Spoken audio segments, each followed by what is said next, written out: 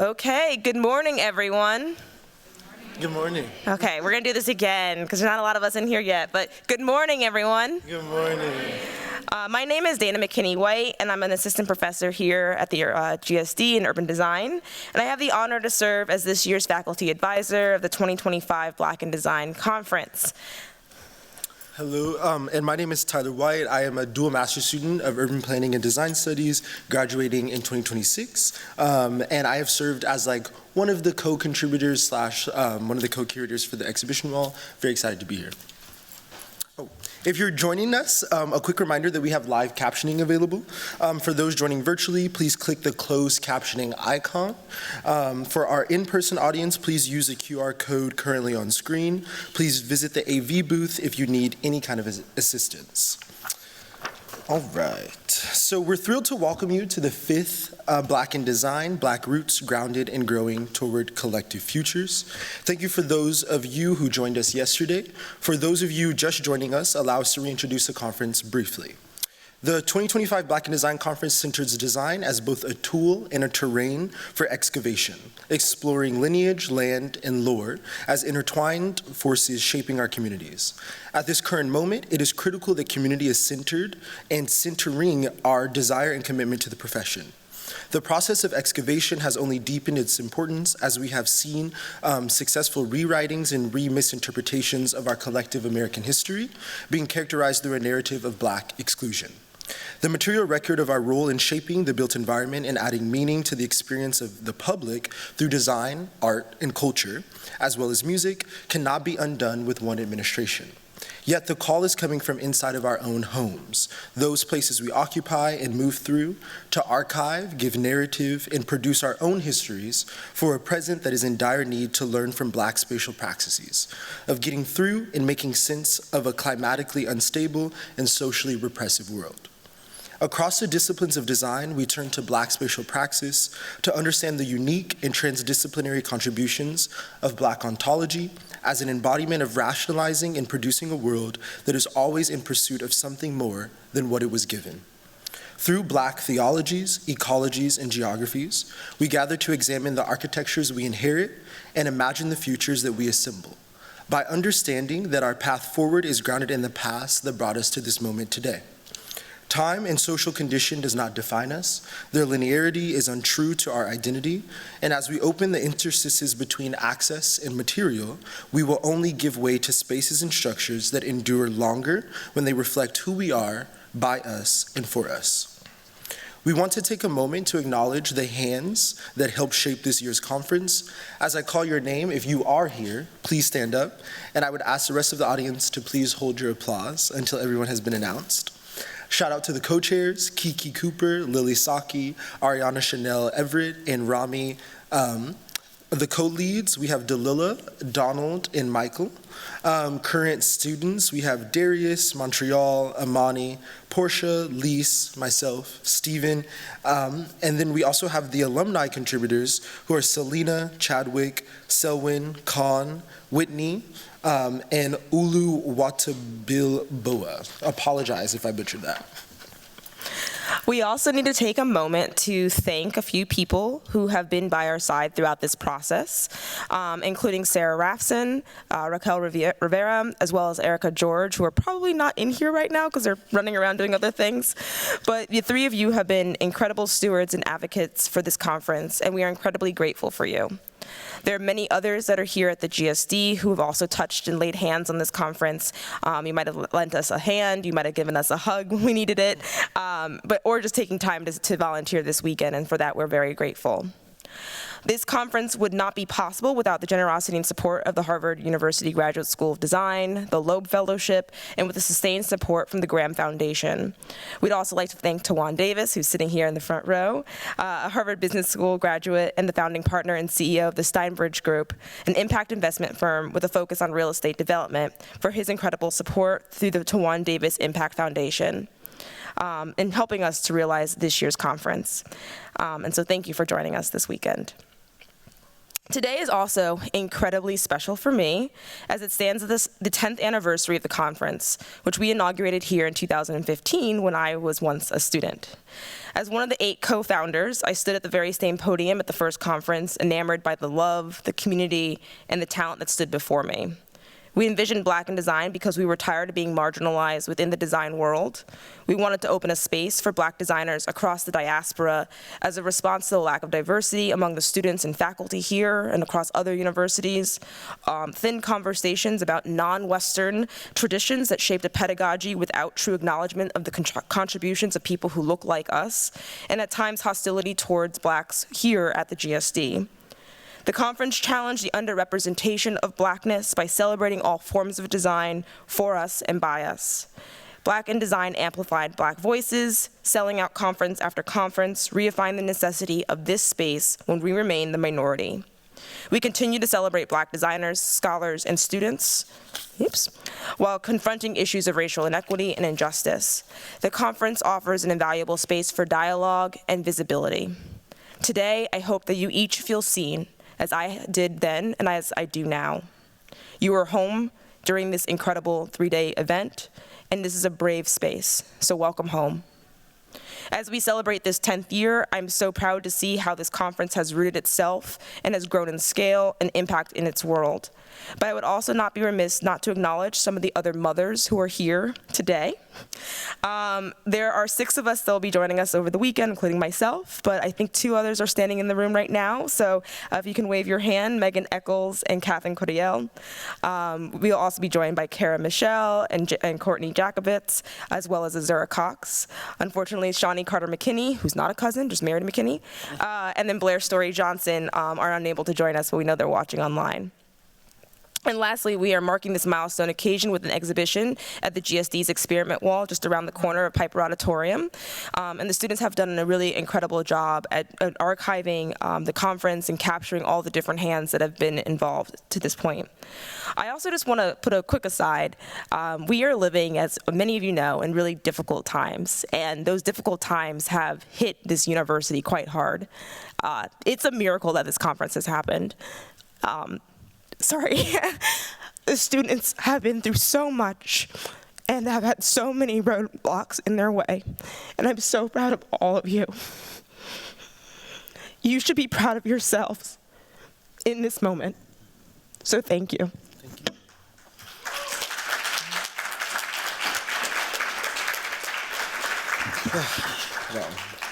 you. We have an amazing conference ahead of us this weekend. Here's what's coming up today after this panel.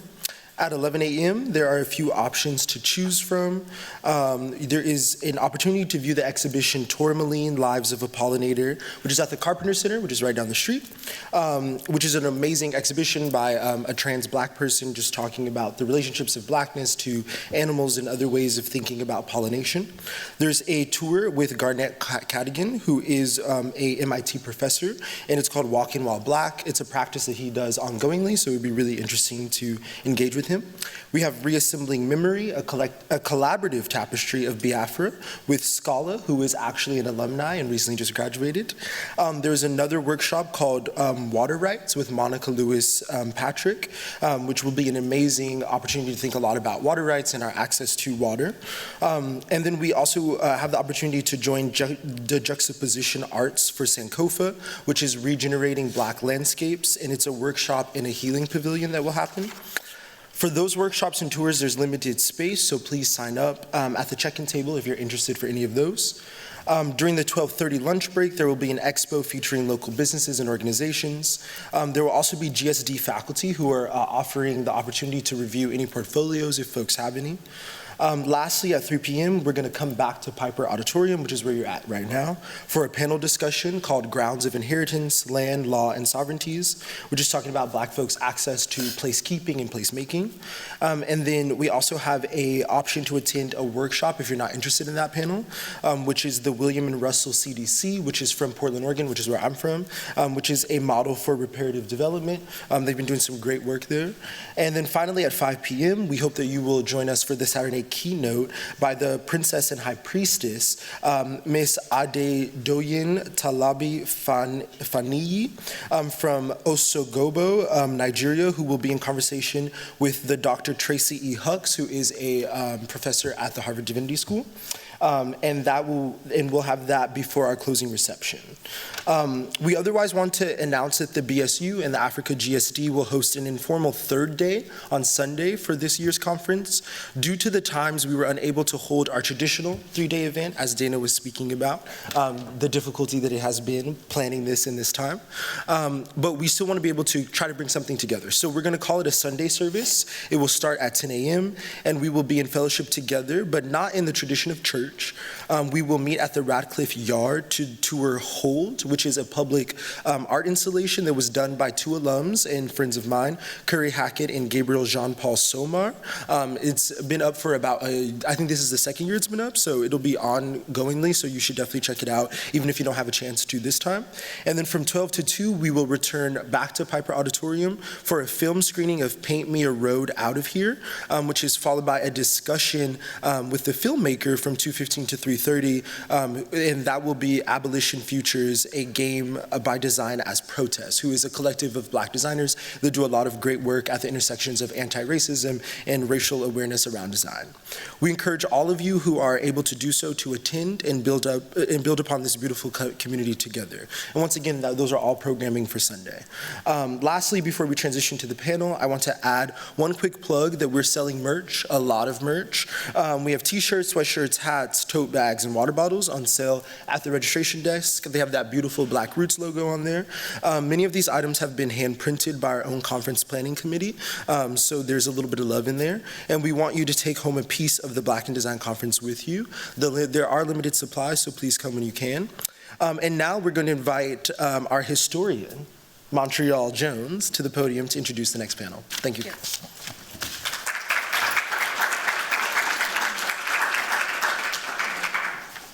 Thank you, Dana and Tyler. Good evening, and I would like to again welcome everyone who is joining in person and online. Again, my name is Montreal Jones, and I'm a 2nd-year Master of Architecture student here at the Graduate School of Design. I hope you've had a chance to grab a pastry and a coffee and just kind of relax this morning. And I hope you all are as excited as I am about this next conference panel who is about to speak. And that panel is Blueprints for Liberation, Black Infrastructures of Creation and Care. It features 3 individuals whose personal and collective practices demonstrate the importance of banding together and working collaboratively towards collective futures. Blueprints for Liberation, Black Infrastructures of Creation and Care investigates the assemblages of life that create infrastructure within Black communities. Not only has the means of moving through space, but as a relation of how to maintain space and how to care for all that is dependent upon it. Historically, the hyperdependence of Black labor has shaped the value of Black life and ungirded the logics of development for public infrastructures that are almost always agnostic to Black life.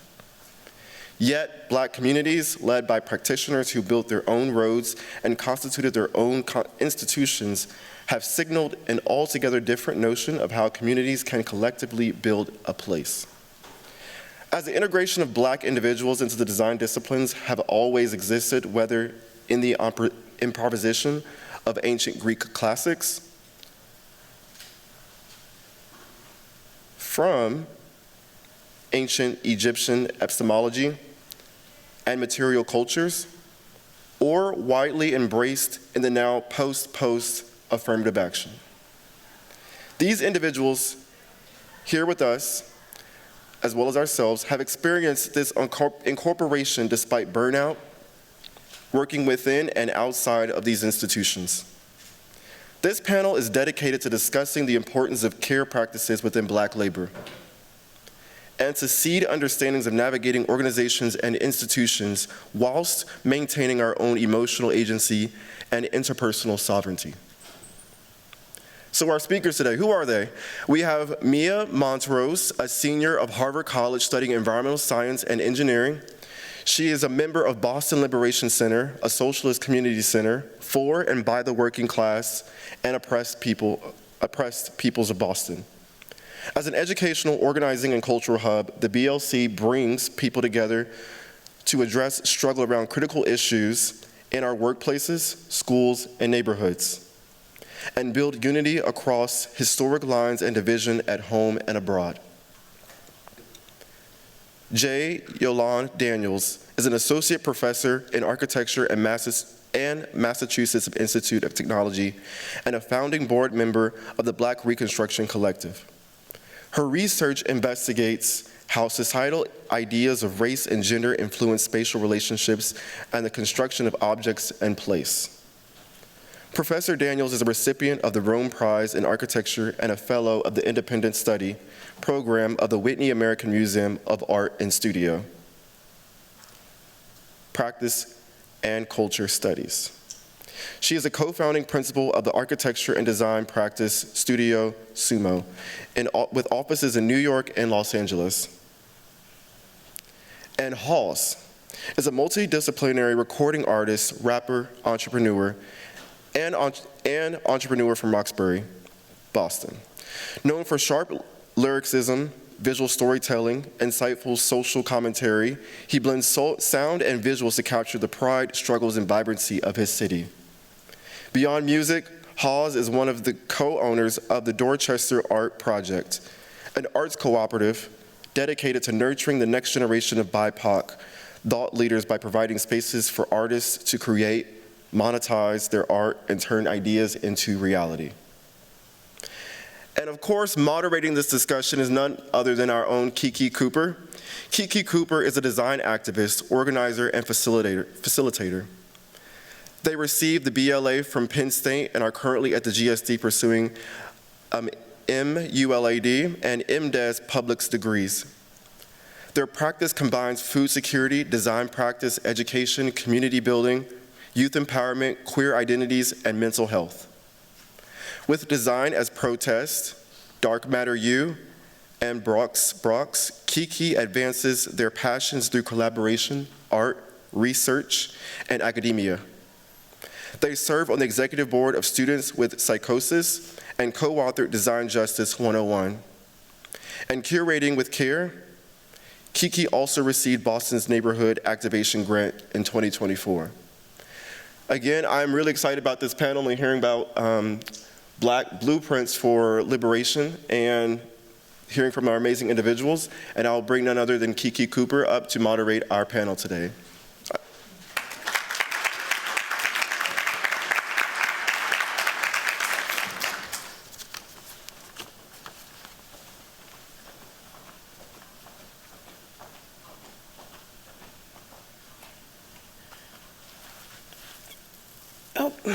I think we're going to actually invite the first panelist to come up today. And the first panelist is Yolande.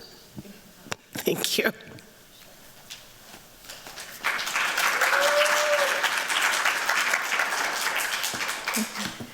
Thank you, Kiki. So thank you all for inviting me. It's really great to be part of the Black in Design Conference. Thank you all for joining us this morning, Saturday morning. So let's see, we were asked to talk a little bit about origins, so I wanted to just kind of position what I'll share within the development of this research. I kind of started in 1998 as a research fellow working on ideas about Black bodies and Black space, and my work generally starts as a question.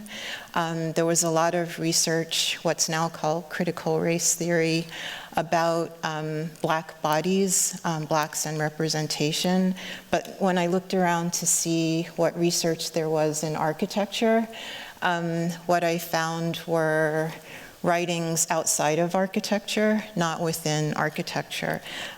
So from that research, which led to writing, I started to just ask questions about the Black city, like what is what are the kind of spatial ramifications of race within cities? And then at the time I was teaching at the University of Michigan and living in Ann Arbor and Detroit was very much a kind of black city. It was kind of categorized as a black city in a detrimental way. At the same time, there were things like Washington, D.C. was also kind of categorized as a type of black city, and there were both negatives and positives. So Washington, D.C. was chocolate city, which was like positive, but then it was also, you know, in the press demonized as negative.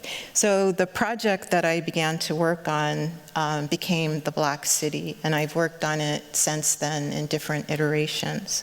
I was looking at literal black cities, but then also the kind of idea of the black city, which didn't necessarily always relate to black people, because multiple peoples can be within the position of being blackened. But then my work was looking more specifically at the effects on black communities. That initial work resulted in an exhibition at the Studio Museum in Harlem in the early 2000s. And then what I'm going to show here is the more recent development from Reconstruction's Architecture and Blackness in America, which was at the Museum of Modern Art in 2019. And this show brought together a group of artists and architects, African-American artists and architects, to think about architecture and blackness in America. And what you see here, the fluted fabric piece is Felicia Davis's work, and then in the background is my project, Black City, the Los Angeles edition. So the Black City research has become a series of editions where I'm looking at different cities. But in addition to doing this work, the group of people who were in the installation kind of banded together as a result to protect ourselves. We were each kind of individually dealing with contracts, and we felt very much at a disadvantage in the way the contractual process was being organized, and so we banded together to form the Black Reconstruction Collective. I was the first president, Amanda Williams is the president now, and we just had our 5-year anniversary, and we're kind of thinking about how we move forward. But the project that kind of developed after Black Reconstruction Collective was this project, the Unmonument project, which was a project that traveled from city to city. In my case, I used the same city that I was working on in the Reconstructions exhibition. I think many people did that, but some chose others. And we worked with this kind of lift infrastructure in and it would go from city to city, and we would each interact with it. So it was a kind of exquisite corpse game that we were engaged in. And so this is one of the instances with the Black Reconstruction Collective where we're continuing the tradition from how we started of working on a theme project that addresses issues of race in America, and the members themselves were working on it. But simultaneously, we also fund other artists and architects. We fund their research projects. So yearly, we accept proposals, and then we give an amount for the work to be realized. But this is just what I'm showing right now, is this Unmonument project that's just kind of finished. And I'm trying to condense everything in one slide, but there are, you can go to the website and then you'll kind of see all the community activations. So a part of each one of these was that there would be an installation, that installation served as a way to bring communities together and to have conversations about race and architecture, race and cities. And each is specific to where it landed. And so this was the one that I worked on, To a Future Space-Time. So these are just some snaps. So every one consists of a project and then different activations. In my case, the activations had to do with working with sound, young sound artists in LA, and then also other architects in LA who were working in the community where this exhibit happened, which was Leimert Park, a historic African-American community that originally was, so it's historic because it's in a complex that was designed by the Olmsted office, and it was designed as a whites-only enclave, but when in the 1940s restrictive covenants were disbanded, African Americans and other minorities moved into the neighborhood, and since then it's been a historic African American community. And this was the last one that was in Atlanta that also coincided with a kind of convention for the BRC. So I'm going to show you just a little of the main part of this. Oops, it's not working.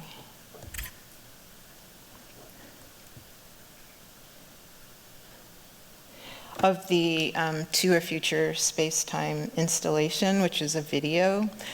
So a lot of the work that I do looks at cities. It starts at an origin point in a city, so it's like looking at the city over time, and it's looking specifically at the areas where African Americans lived, and it traces their neighborhoods over time. So like in the maps you see over time the development of neighborhoods, sort of like evolution, devolution, evolution of neighborhoods.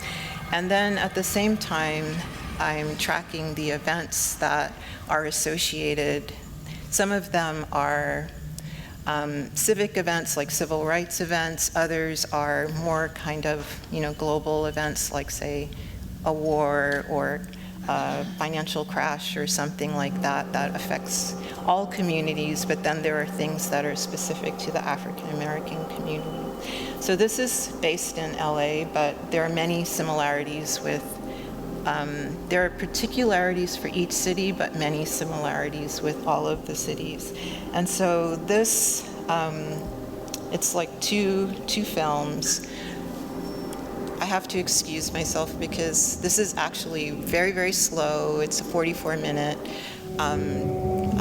two-track video, but I sped a lot of it up to be 5 minutes.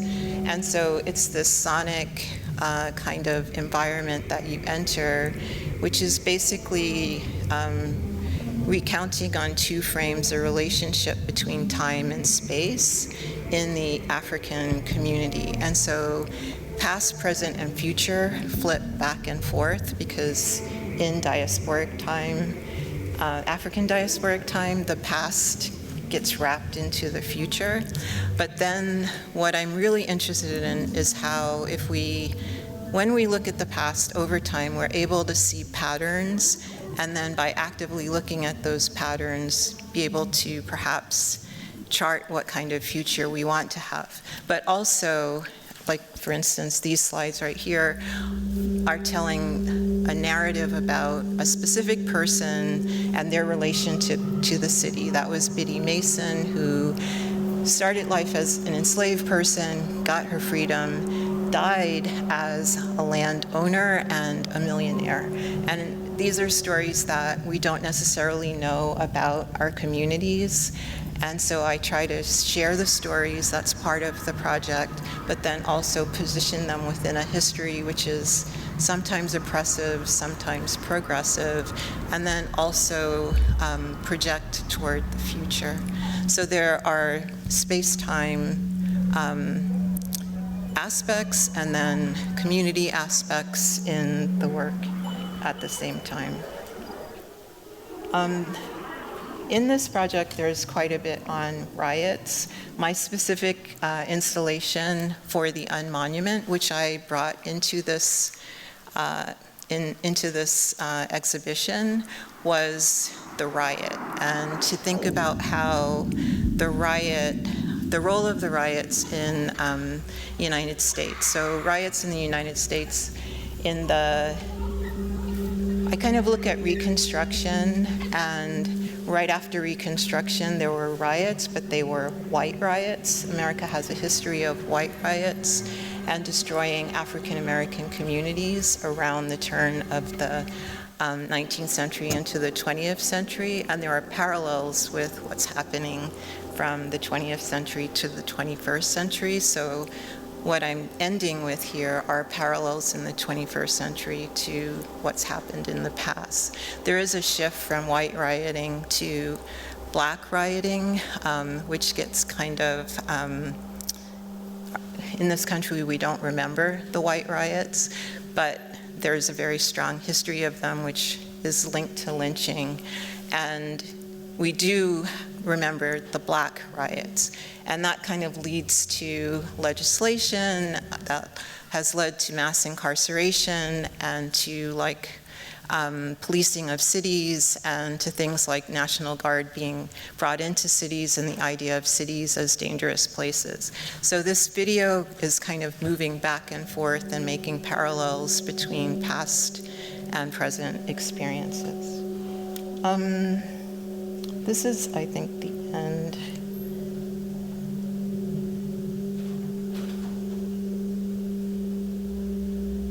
So I'm going to stop this here. And then this is just showing this is from the unmonument part, the way that I intervened with the lift structure. And it's showing different modalities of representation. One is like these drawings that I make from the layers of history, and that one is actually Watts, and showing how Watts was the first instance of the militarization of cities, which is actually what's happening now. And then the middle one are photos, and then there's this kind of idea of using futures cones to look at past events and project to the future. And then these are just shots from the installation. So the stories are captured in memorial plaques, which are on the pedestals. And then there's the mapping of the settlements. These are the memorial plaques of the stories. And then the actual sediment, layers of settlement of communities over time. And then this is one kind of slice from that previous map that's showing the effects of segregation and integration laws on a specific area. It's also showing the impact of highway construction and as a sort of destructive force that punches through, and other kind of like civic destructive forces. So this is part of a LA Block series, which is something that I'm continuing to work on now. And I guess just as a final thing, I wanted to just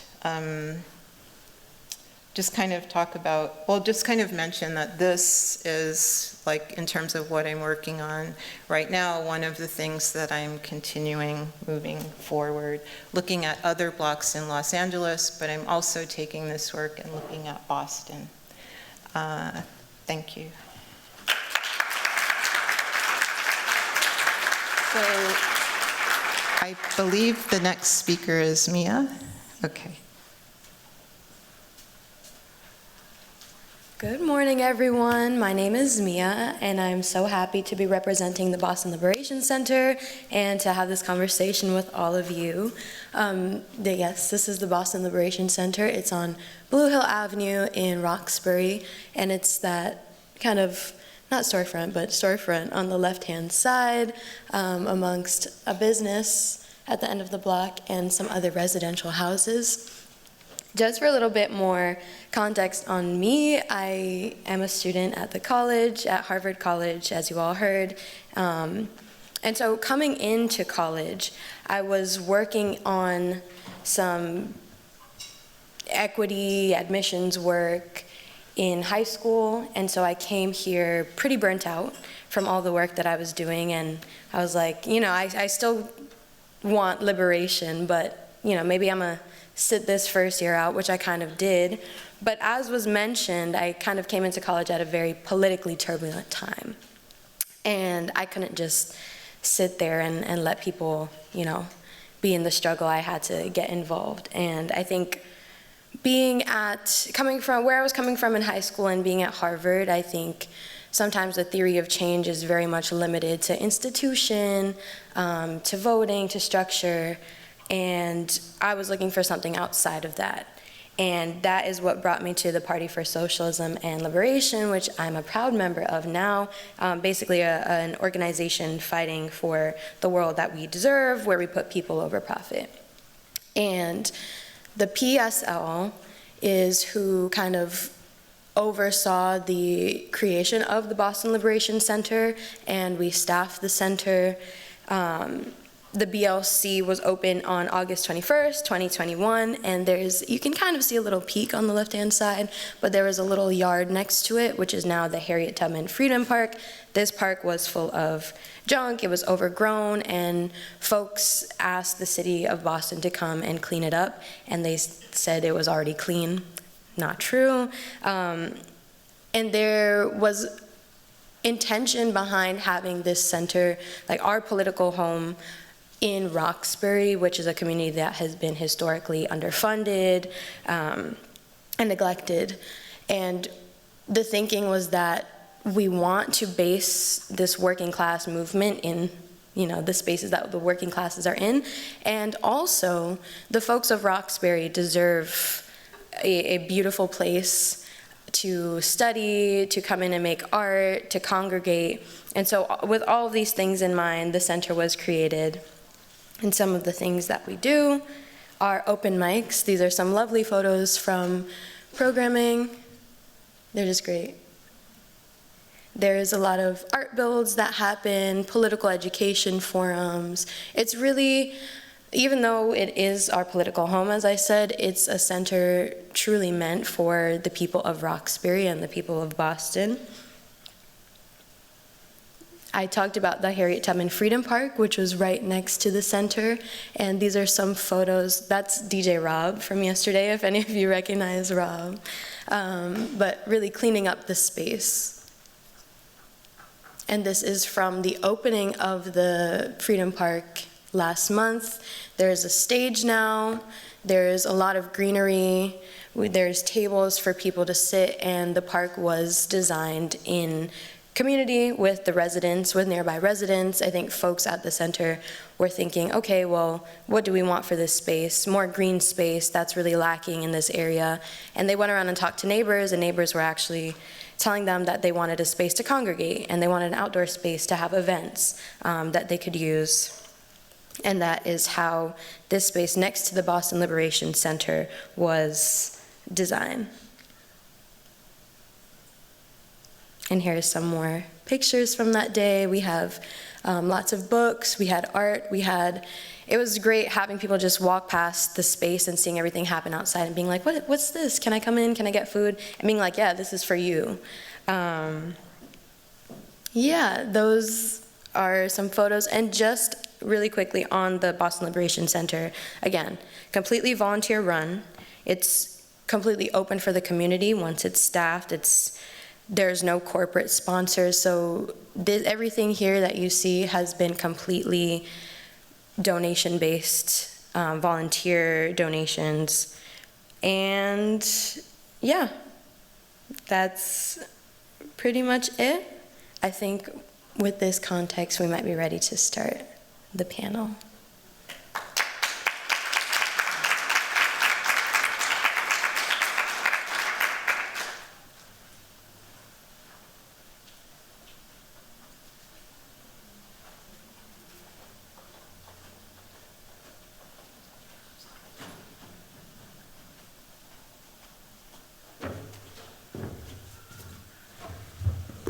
I'm actually going to invite you all up on the stage with me right now. Thank you. I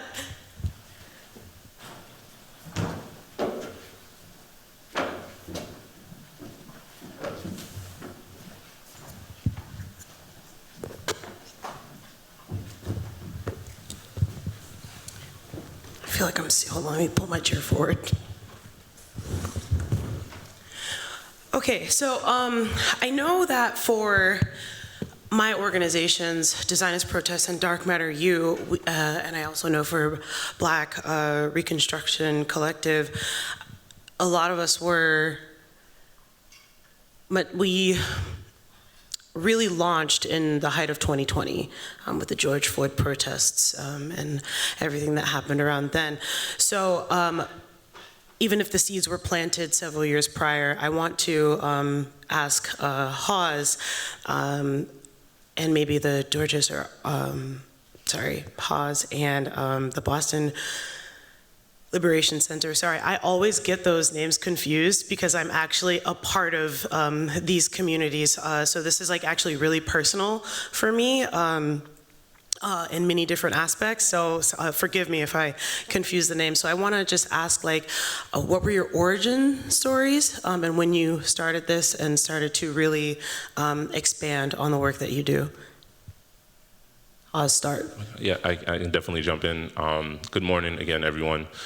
And thank you, Kiki, for including us on this panel. I think for us, originally, for folks who may be familiar with the Dorchester, more Phil's Corner area, the Dorchester Art Project was originally the Howard Art Project.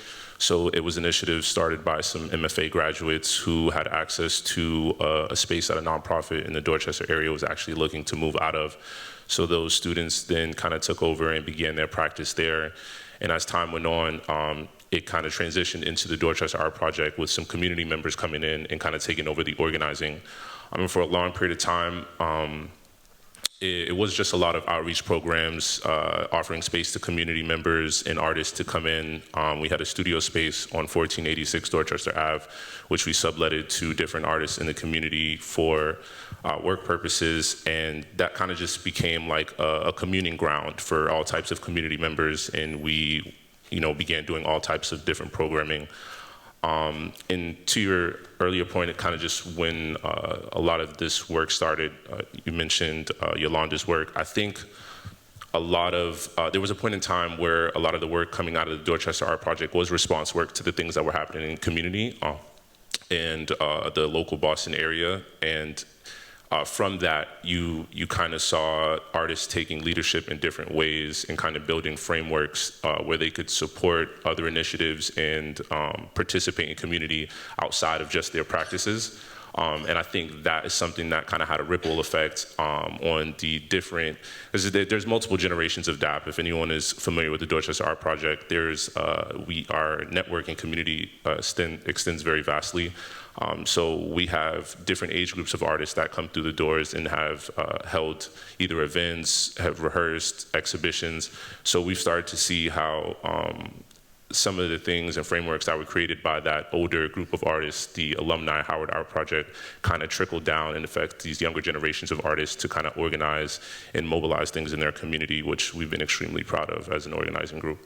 Yeah, and I also know that there's like a lot of co-collaboration. So as a community member in that space, I know that you coordinate with other groups to partner up for certain events to like feed the people, discounts on food or like a certain promo code and things like that. Can you just speak to a few of those instances where you've had that happen? Yeah, I think even in the past, one of the most popular community initiatives was, which I think is just popular in our community, is kind of like the food bank or like a food refrigerator that kind of serves as an opportunity for community members to support one another, and then for those folks in need to be able to have perishable goods that they can take advantage of if they're in times of need. And outside of that, we did at one point in time on the lower level of our studio space have a store, and it kind of worked as a consignment store where artists were able to bring in different things that they worked on, or if there were designers or anyone just selling any type of artwork, you could come and bring that stuff into the store and earn commissions on those sales. And it also offers as a space to do pop-ups. So if there are interest to do events or organize, you could also use this space for that as well. I think the Dorchester Art Project just wanted to remain an institution that allowed community members, artists, or whoever to kind of take advantage and like use as a platform to uplift whatever work that you were doing in community. Awesome, thank you. I do want to clarify, when Hawes says DAP, he means Dorchester Art Project. When I say DAP, I mean Design as Protest. So I just want to make that clarification right now if my brain forgets. Speaking about the histories of these organizations, Mia, I would like to ask you if you can speak to it about the history of the Boston Liberation Center, because I know it's actually a very long one. Can you speak to that? I can speak to the very beginning. I wasn't around until recently, but like I said, in 2021 it opened. I think the space had been, okay, I guess I can.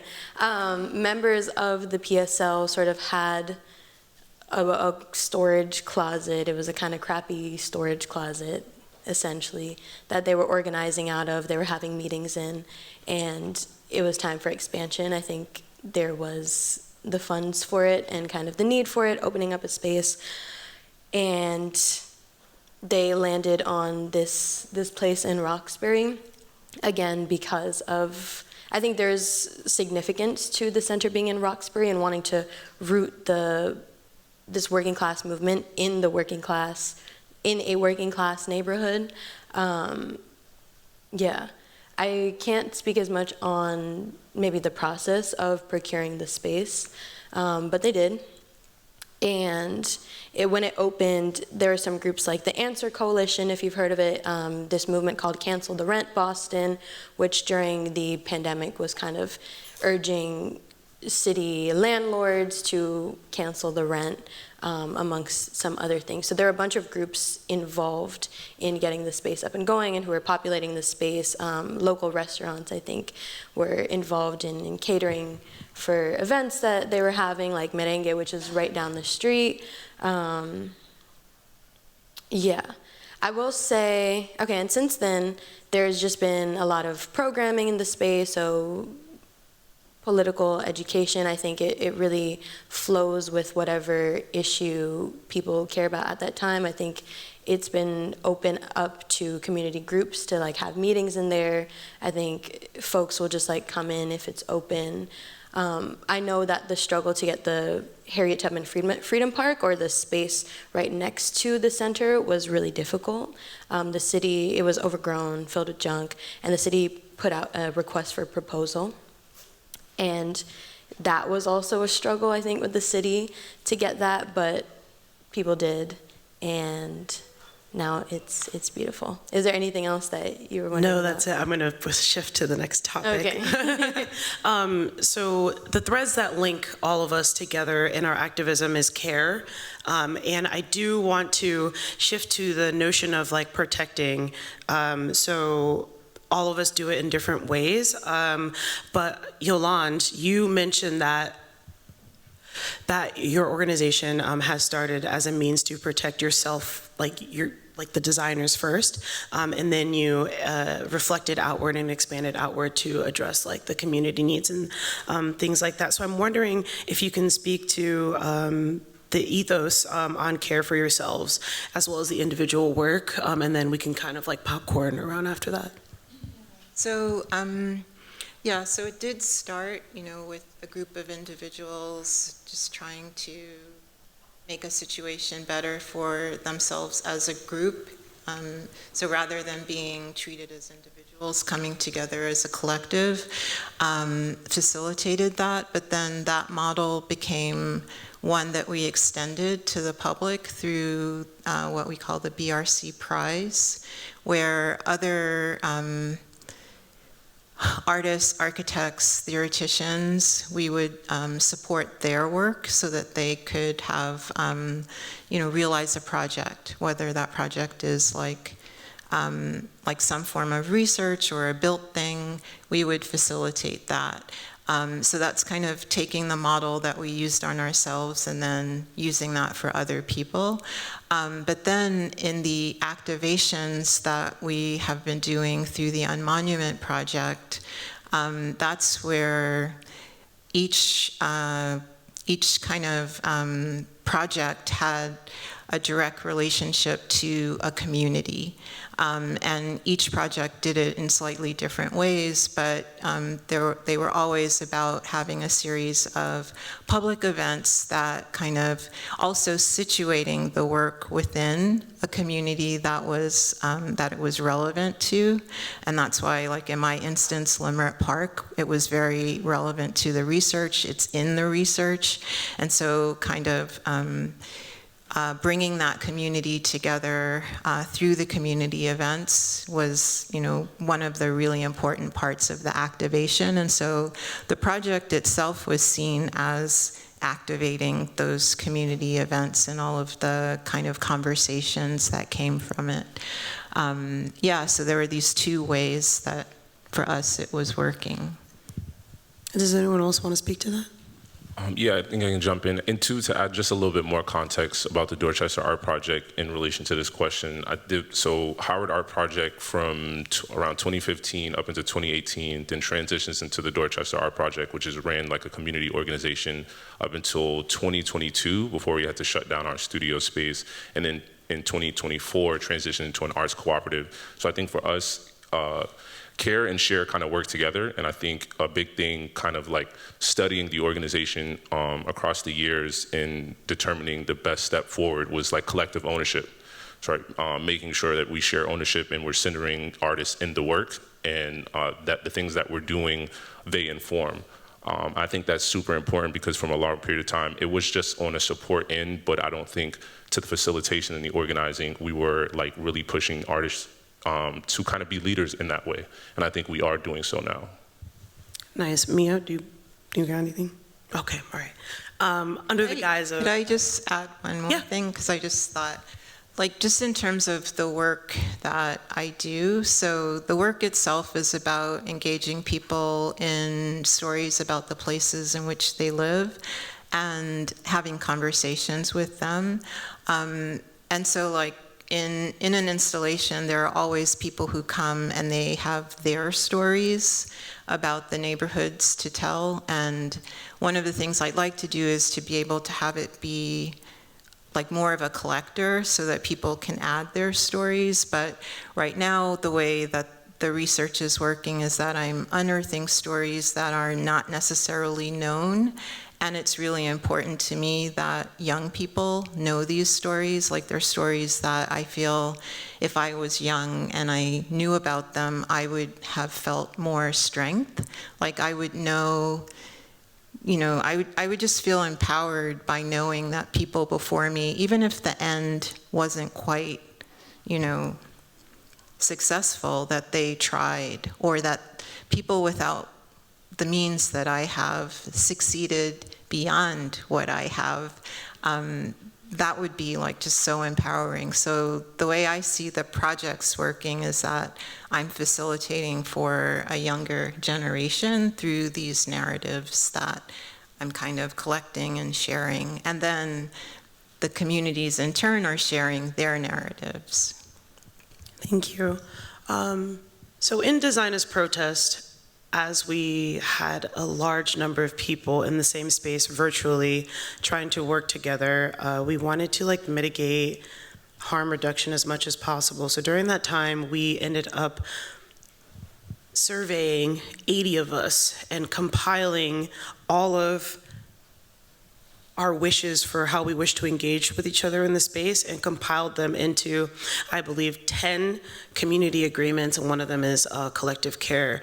And then we have a little blurb that explains everything. It might be on the website, I'm not 100% sure.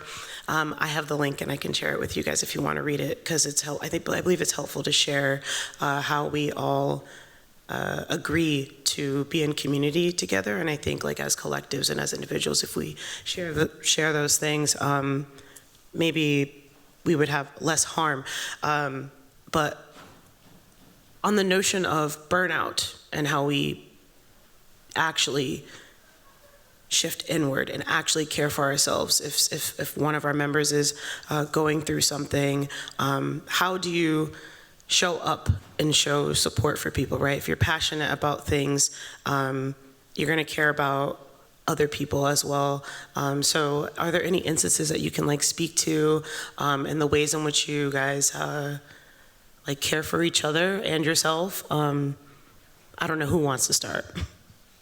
Yeah, I don't mind jumping in. I think for us, because we're a very unique group, so right now as Arts Cooperative, we are an ownership group of 6, but comprised of entrepreneurs who have their own individual endeavors outside of the work that we do at Dorchester Art Project.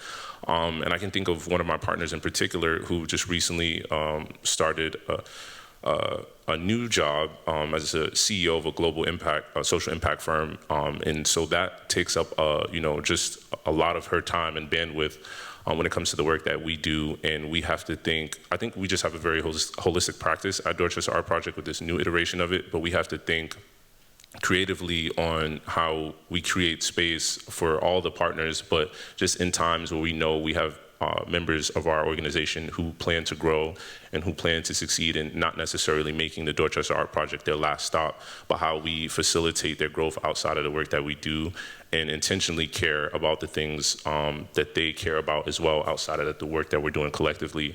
And I think a lot of that just comes down to conversation, being in constant conversation and really treating each other like team members. And kind of seeing each other beyond the work, how we see each other. I think you also point out something too, I don't want to, before I forget, just the representation matters. And I think for us, being a small group and, cooperatives can have many members. The U.S. Federation of Worker Co-ops has thousands of members. And I think we kind of just want to be role models in the way that we're building now for future iterations or artist groups that come on. Yeah, I can go next.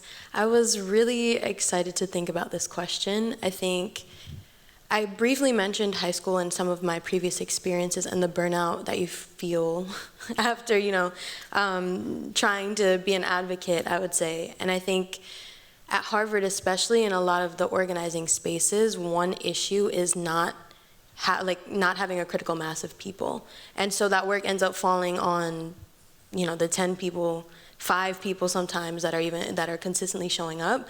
And when one person is out, when you're the one, that can't really keep up, it feels like you're drowning and it feels like things are falling because you're not able to keep carrying them. And so I no longer feel like that in the organizing work I do, and that's why I was excited to figure out how to distill that down and explain it. And so I kind of landed on both an external and an internal sort of attitude that I carry, and I feel like the others that I organize with carry. And so externally, right, meaning my relationship to others, I'm going to be understanding, and I'm going to care about you as somebody that I'm in community with, I'm working with, organizing with. If you're not feeling well, that's great. You take time for yourself. I'm going to try to do my best to pick up the slack, or not the slack, but pick up, where you're leaving off. And I want to be empathetic, right? Approach others with empathy.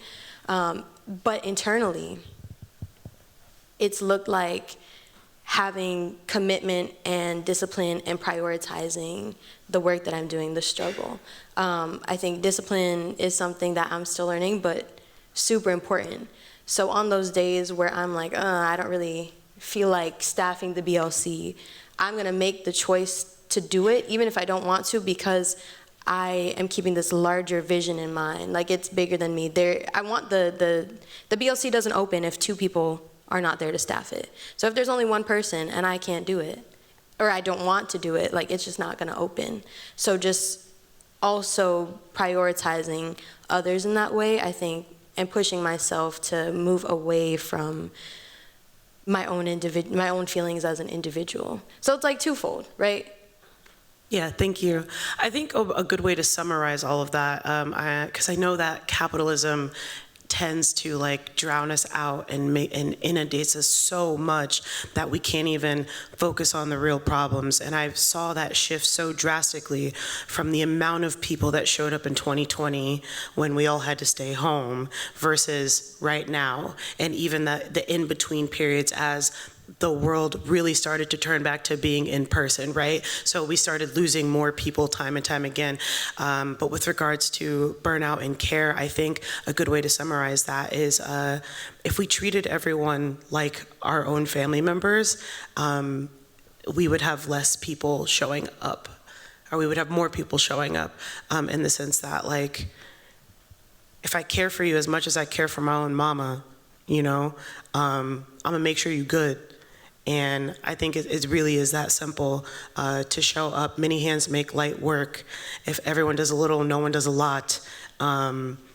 Show up. Even if you're showing up just to cry, let me cry with you, you know? Because that care and that work, even if you get nothing done that day, except for hugging each other, is something that keeps everyone together, and the glue as strong as possible to fight another day. So I do want to talk about a little bit, I have a quote here, you know, if you were working on something you can, oh wait, rewind. You said something about critical mass. I want to tell a little joke. I don't remember how I was introduced to it, but it was something that was just said, and then we carried it on. And I think as we were doing interviews for the exhibition, it came up where in the GSD, there's not that many Black people here.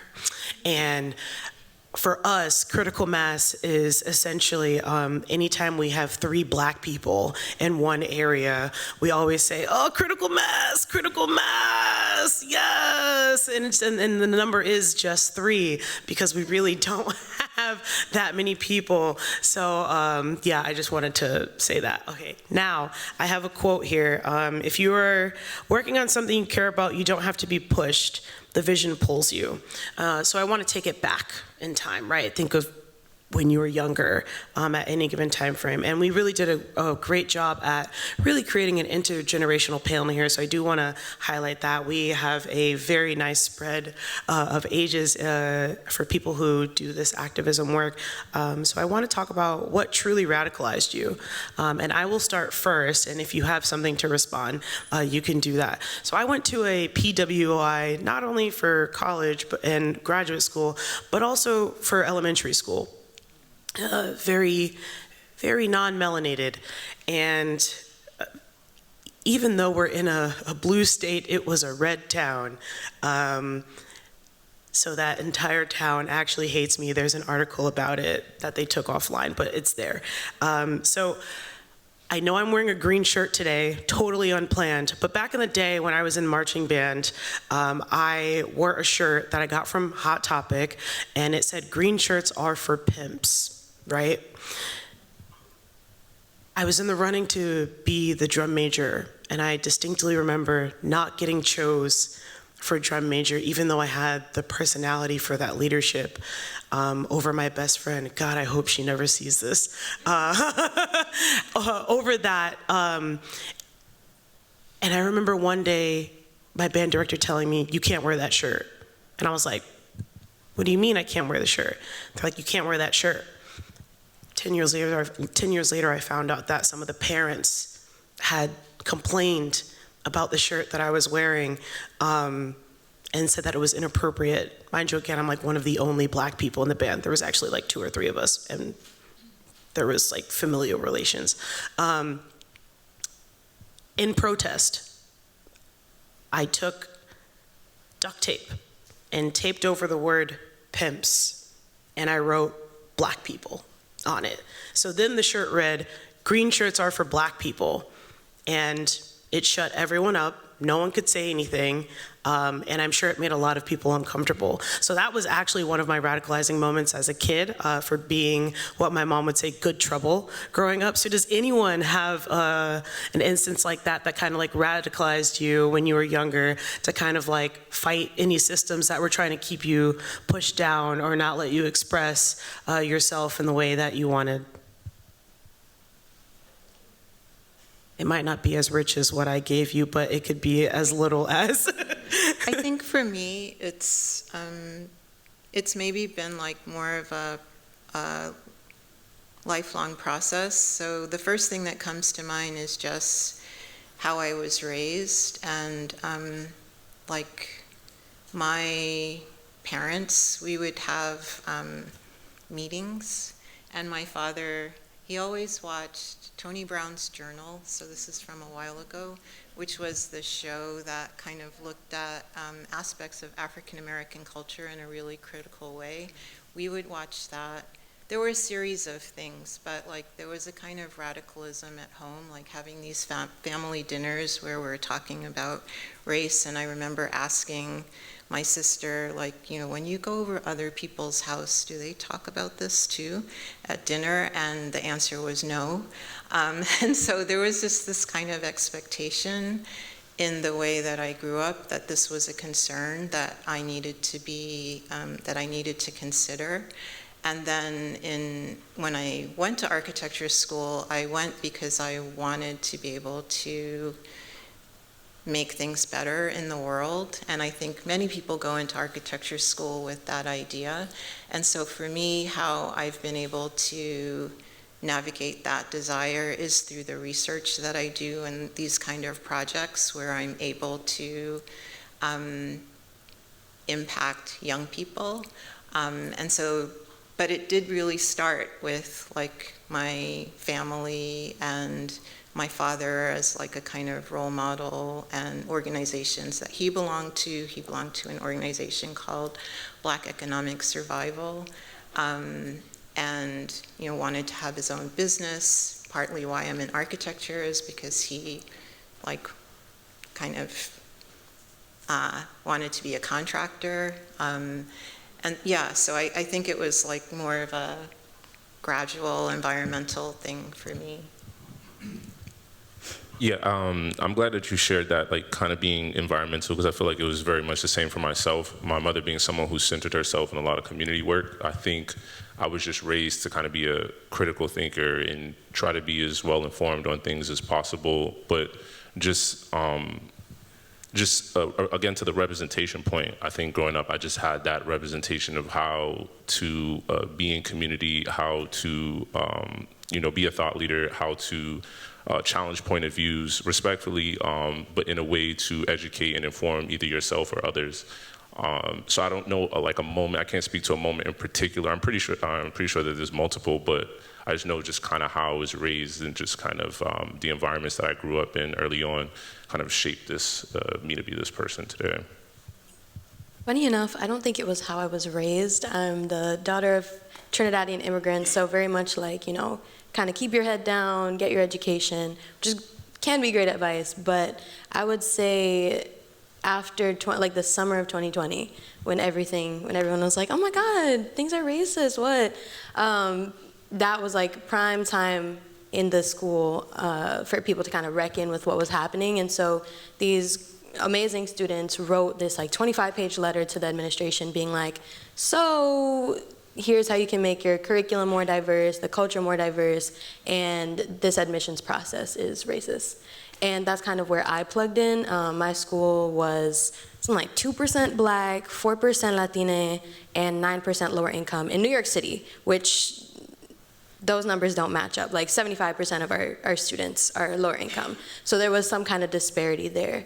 And I got involved in that work, mobilizing the community, doing things like writing open letters and gathering signatures, held my first rallies, got involved with some elected officials, and some change was made, but institutions are institutions. There was lots of stonewalling, stalling. I think after I graduated, they stopped some of the things that they had started just that year. So yeah, while it was a very empowering experience, I think also was very telling about how change really happens. So, yeah. I do feel left out. My mama did raise me also to radicalize me, but primarily she's where I get all of my qualities of care to a detriment. But you know, that's how I'm from a family of caregivers. So that's why I will go to the ends of the earth for other people. I do want to I think I have maybe 2 more questions, and then we can open it up to the audience, and hopefully that takes up enough time to get us to the next point. So what are some feedback mechanisms for your understanding of how your work impacts others? How do you iterate, reiterate, or evaluate how your work is changing and affecting people?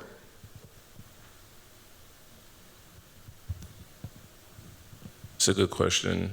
It's a great question, actually. I think for myself, thinking about this recent project we just completed in partnership with the City of Boston, we did a community mural along the Mass Ave South Bay corridor where we brought out a bunch of community members led by 3 Dorchester artists, one being the technical artist, Tomo Singh, and kind of reimagining what the new, I'm not sure if you guys are familiar, if you're in Cambridge, you know about bike lanes and the bus stops, but the City of Boston has been installing these new floating bus stops. So just thinking about how we can turn asphalts into canvases. And just in that process, it was a little bit more extensive, dealing with multiple artists as the lead on this year's iteration in comparison to last year's, but just being in constant conversation with the artists and asking them about how they feel about the organizing that's going into the work that they're doing and how they feel seen, and just really kind of evaluating every part of the process from the project's planning to the execution. And the feedback I got was great. I think one of the things that in particular that I loved, one of the artists shared, was just like, even the process of, you mentioned contracts earlier in your opening remarks, just the contractual process and it being very transparent, easy to understand, and not too much of a hassle to participate in. And I think for us, especially as an artist cooperative, like at the very basis, that's one of the things we want to make much easier, because we know for the most part, creatives are not dealing with a lot of their admin, and it does become very confusing. And then for a lot of times, it's what causes either decision fatigue or something not getting done in general. So that, like, while the artwork and partnering and doing all the other stuff is great, but just that being shared from one of the artists, that they felt like this was a very simple process to participate in, made me feel really good on the organizing end. And I'm pretty sure I can speak, I can say the same for the rest of my team at the Dorchester Art Project, when we we're getting that information, that feedback, that we are kind of creating systems and changing systems in ways that are more supportive and beneficial to the artists that we're working with. Does anyone else have anything to say? Yeah, I can go. I don't think there's maybe official feedback, official means of collecting feedback in that way, but I do think we have things like sign-in sheets. You can see how many, like quantitatively, how many people are coming into the center during the day, how many people are coming for an event. So I think that's one tool, but there's a lot of like qualitative feedback. I think people coming to an event and being like, oh, I love this space, or even the park opening up, just hearing from residents like, oh, this is great, you know, that positive feedback, or maybe this is what we want to see, this is what's missing. And I think generally, sometimes it's prioritizing quality over quantity, even if, you know, the turnout to an event in the BLC isn't super great. How are those conversations you have with those people? Do they feel welcome in the space? Do they feel cared for? Do they want to come back again?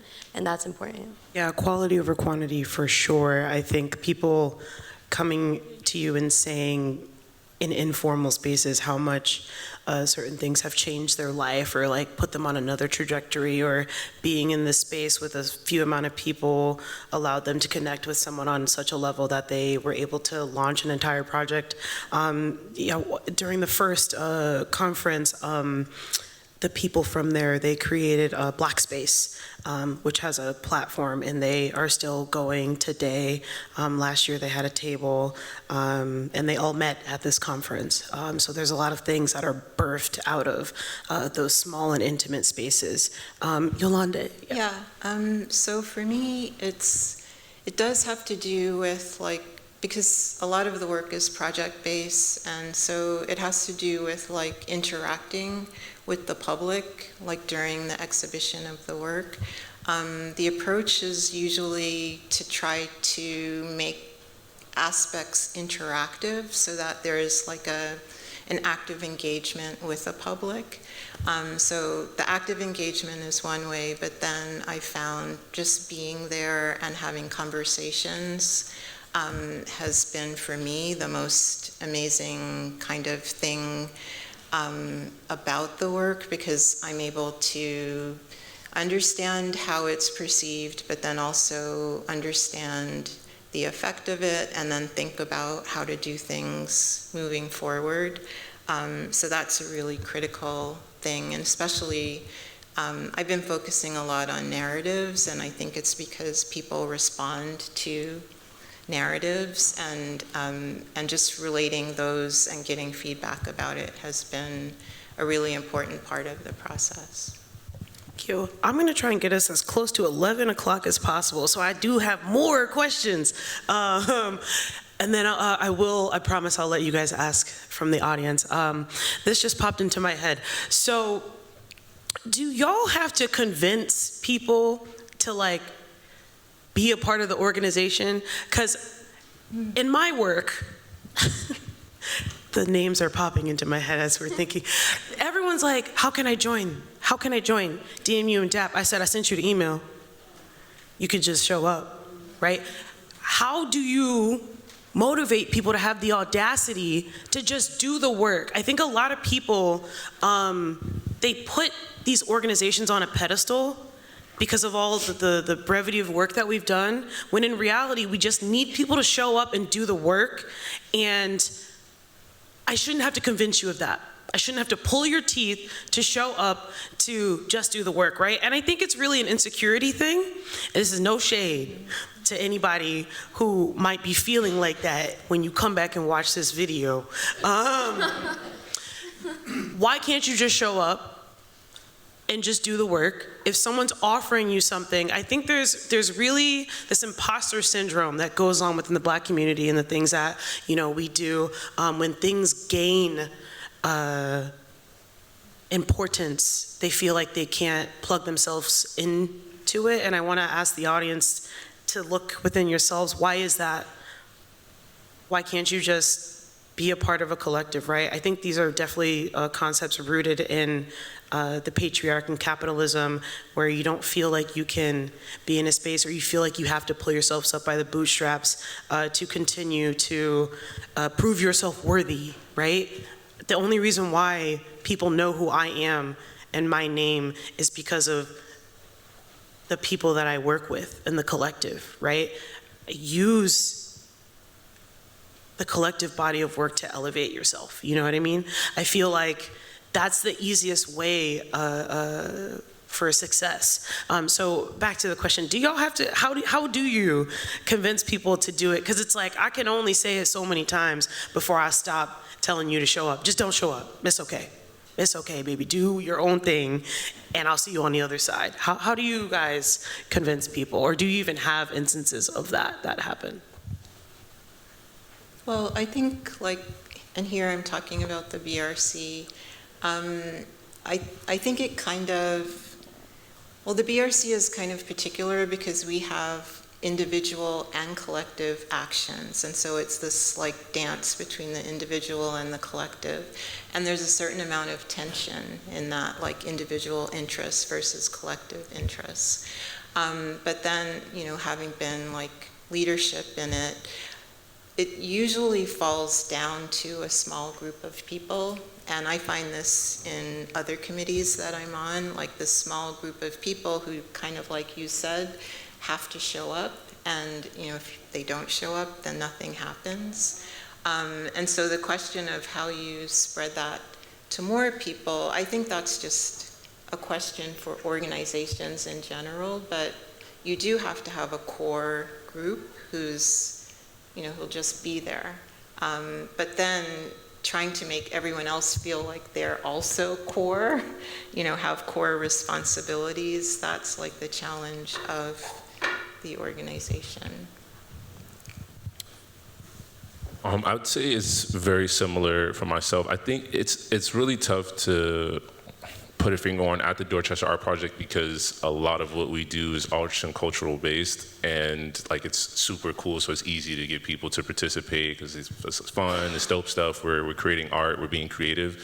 But I think kind of for both artists and community members, getting them to understand that we're now working through a lens that is from a cooperative framework and speaks to cooperative economics and how we build collective ownership and make sure that the agency is in the hands of the artists and the artists are at the helm of whatever movement or momentum we're having.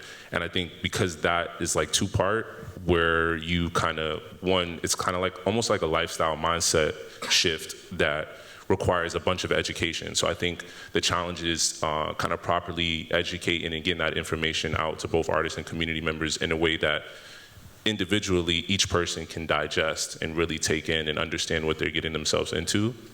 And I think for someone who's been a part of a bunch of different organizing bodies, I understand what it's like to be on the outside and kind of see something having momentum and build up and then trying to figure out how you want to be involved. I think as organizers, we can always do a better job of communicating how we want people to show up in the work and making sure that that's clear, but also making it easy for folks to get involved. Because I think with any type of volunteering, organizing, you kind of naturally you can get decision fatigue with everything that's happening in your personal life, everything going on in the world.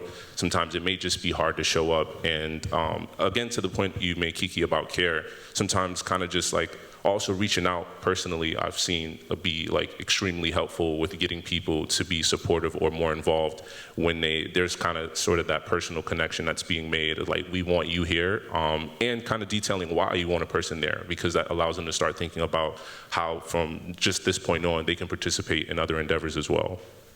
Yeah, to add on that, I think that's very important, seeing the individuals as individuals, even though you are a collective, and really understanding people's circumstances. But I think that our organization is super special in that the baseline is like commitment and like commitment to discipline. This is a serious fight. We're all serious. I hear that all the time. And I think part of it is having like really good role models who are serious and disciplined. Yeah, that is like the baseline that people agree to before they join the space. And yeah, I don't know, I feel like it is that like personal recommitment, I think, just being in struggle and then maybe sometimes not showing up for whatever reason. Maybe I'm busy and then I miss out, but then I'm there again. I'm like, wow, these people are so cool. They're doing cool work. They're all dedicated. I need to push myself to meet them where they're at because we are serious in what we do. Thank you. Yeah. The words decision fatigue just triggered me so much. Oh, I'm so tired, y'all, but I'm so glad we're here and that we made it. I really put this team on my back to get this conference off the ground. Last question, yay! And then I will open it to the audience. One of the founders of Designers Protest Collective is Brian Seeley Jr. He is the current president of NOMA, which is the National Organization of Minority Architects. He is basically my big brother, right? No familial relation, but that's my big bro. And he says, and it's a quote that we will use till the end of time and beat like a dead horse.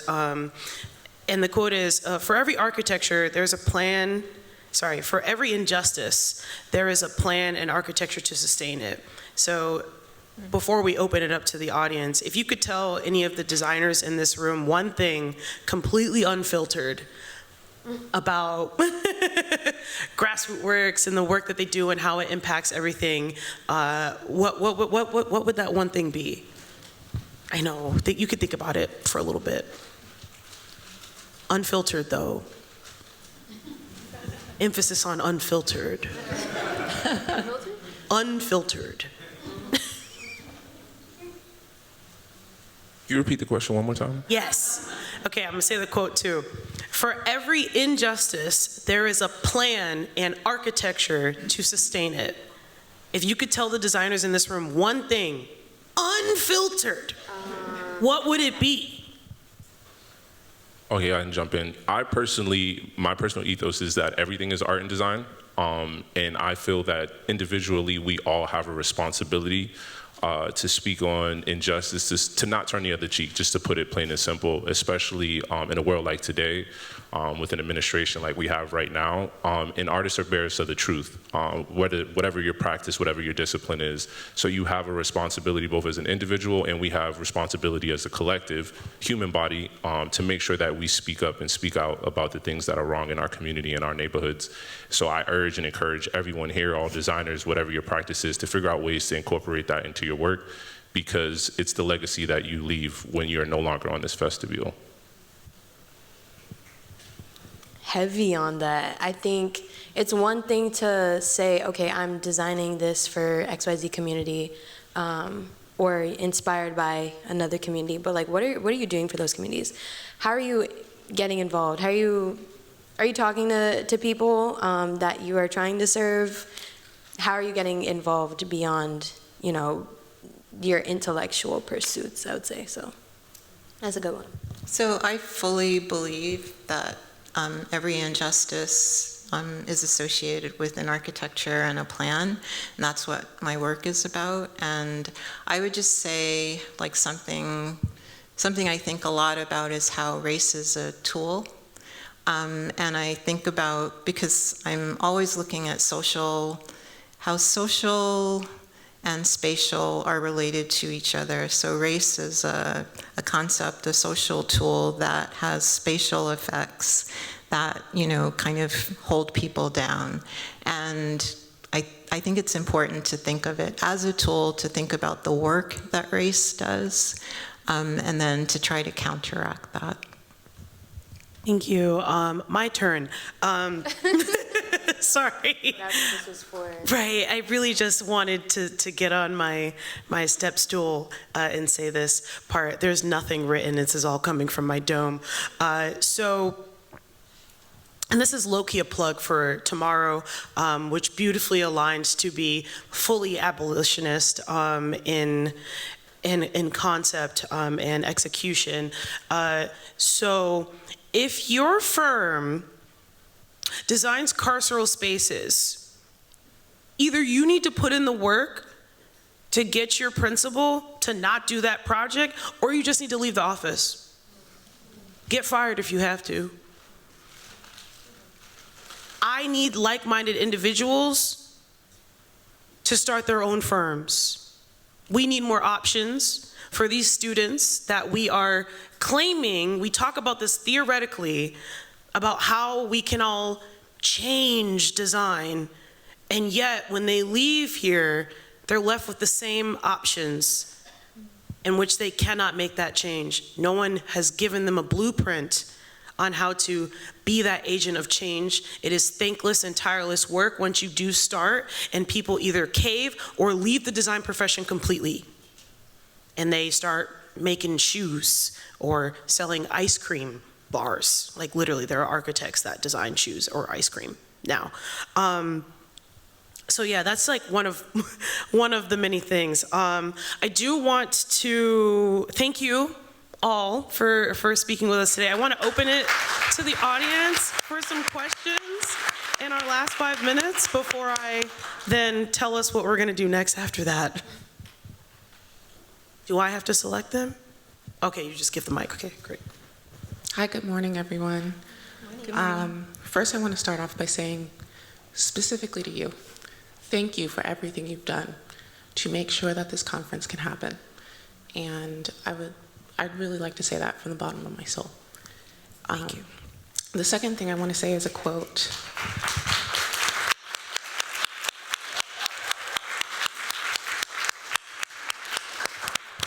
The second thing I want to say is a quote, and it's a quote that I think about often in my work. The world is held, truly held, by a small group of people. And that was said by James Baldwin. And I think about that quote because one of the main questions that I wrote down when I was listening to you was, you're asking how to constitute a community, especially when only 3 people show up, and you celebrate that. And I would like to encourage you to continue celebrating it when only 3 people show up, okay? Because the world is held truly held by a small group of people. And with that in mind, I want to ask a question to our two organizers who are not project-based, because my real question here is, how are you designing in your organizing practice archiving? Because how do you constitute a community when only 3 people show up? Through archives. Because just like our project organizer here has said, she's uncovering stories that we didn't know about with people who had less resources. And the racial violence that happens in our community is that we organize, but we do not archive. So then the stories and the ways that we did it are lost. So I want to ask our two organizers, how are you designing archives into your work? Thank you.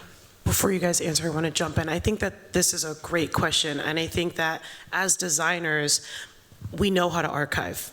And I think that one of the things that designers need to do better and offer services for is, this is one great way to touch the ground, right? Organizations from the design realm always talk about trying to touch the ground, offering services to help archive, because you guys have a lot, right? You are face to face with the community, and sometimes we're trying to get to the community, but we also have this privilege of being a designer, and I think that what we could offer is helping with that archival work, designing the websites, UX, UI design, to help get those things properly archived. But now you can answer the question. I think for us at the Dorchester Art Project, a practice that we've been more recently implementing is like cultural documentation. So right now we're working on a cultural rights documentary that focuses on rights and access to cultural space, hyper-specifically to Phil's Corner, that area of Dorchester. But I'm speaking more broadly with residents, business owners, legacy residents and business owners and different community members in the broader Dorchester area. So that extends all the way from Upham's Corner to like the Lower Mills area. And I think just making that a part of the work at the top of this year, I kind of made it a thing to say, for the Dorchester Art Project, each year I want us to have at least one storytelling initiative or narrative-based initiative where we're either speaking directly with an institution or we're speaking directly with community members, or maybe it's another organization who's doing similar work, and we're uplifting either some historical context that they may have or stuff that they're working on right now that might be siloed, because it happens a lot of times in organizing work.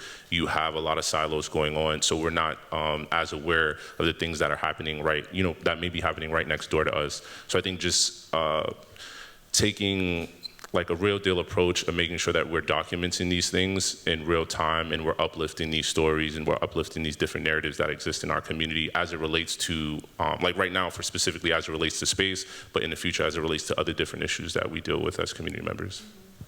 I agree. I think there's definitely an oral aspect to it within our work. You have older, more experienced folks making an effort to talk to less experienced folks, younger or not.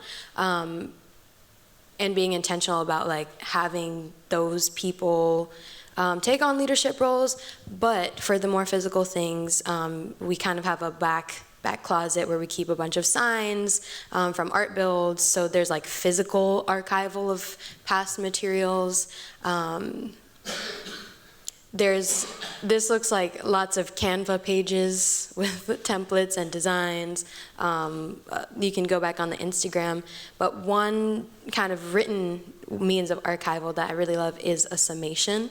So after a successful event, after an initiative, whether or not it failed, people will write summations, and they'll go through in depth what happened, what they did, how the outcome of that, and lessons for future organizers in the same situation, or to be applied in different contexts. So those are super useful, and we have a newsletter which includes kind of stylized summations that get sent out nationally to different people. So just the other week I was reading about what organizers are doing in Texas or New York and the lessons that they are drawing from their work. Thank you. Can we have another question? Yeah. Yeah.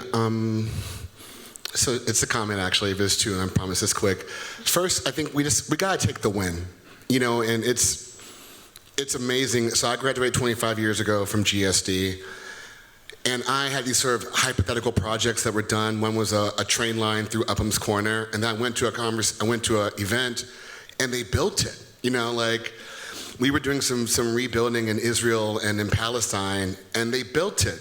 We were doing some stuff in Alston with the business school, and they built it. And I'm like, oh wait, this isn't abstraction. Like, we're living in this work. The archive is our intention, you know. So I just think there's a moment sometimes for all of us to like own it, right? But the other thing was, I was the head of affordable housing for San Francisco for a while. We had a black woman mayor. She grew up in public housing, was displaced. And I'm in a meeting with her. I spent $1 million per unit. And she said, Eric, would you live in that building? And I was like, no. She's like, well, why are you building for someone else? Right? Like, you're not building a space that she would live in for yourself. That's the care, right? And so I know it comes off sometimes about like, what does community want and what does organizing want? But like, you know, she was like, I wouldn't live in it because I didn't have linen closets. That's not a small thing, you know what I mean? But there's a moment right now of us as practitioners, it's not being selfish to ask if we would live in it. And so I would encourage all of us as we think about the idea of care and organizing in the collective, that there's still that deeply personal moment about what we get out of the work and how we would exist within that work. Thank you. One more question.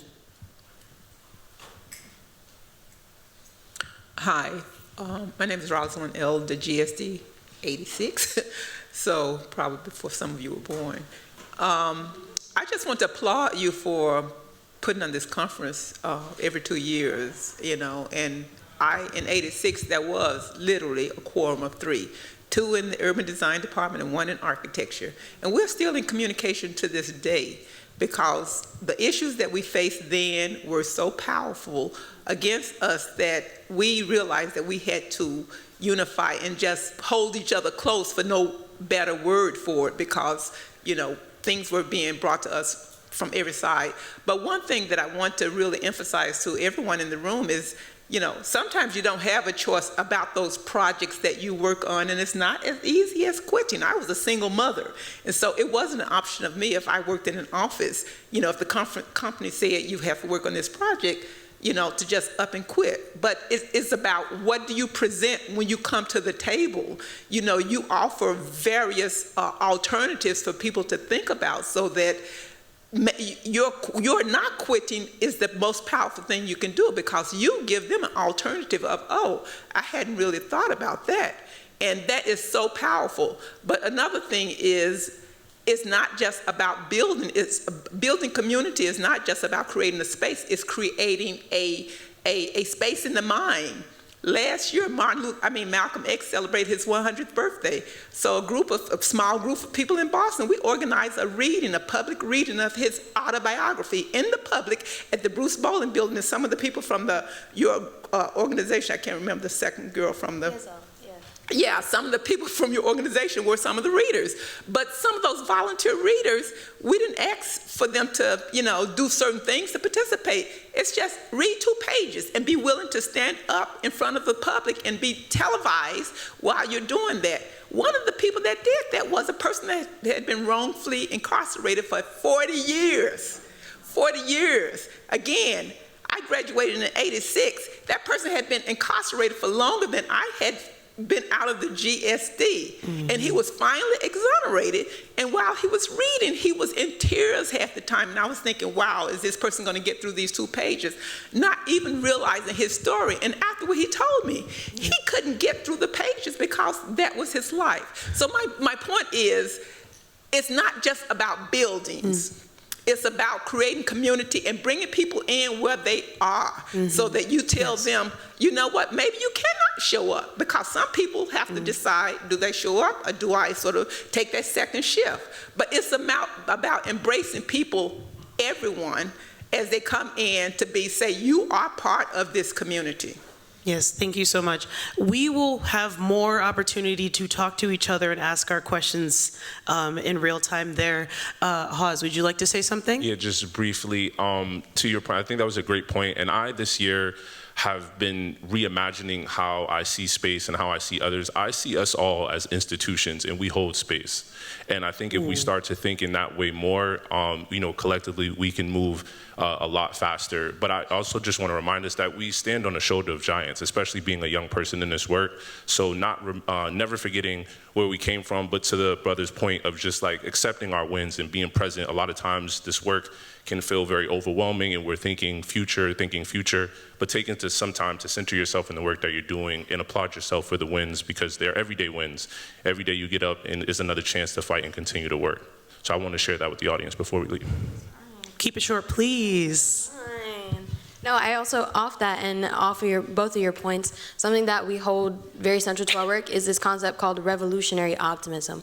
We all want change. Liberation is active, yes, but why are we fighting for something if we don't believe it'll happen? So that's why I stay optimistic. That's why those around me stay optimistic, because we will win. Because why are we fighting? Why are we building community? Why are we building spaces if we don't believe that we will be liberated? Thank you. Round of applause, everyone. Thank you.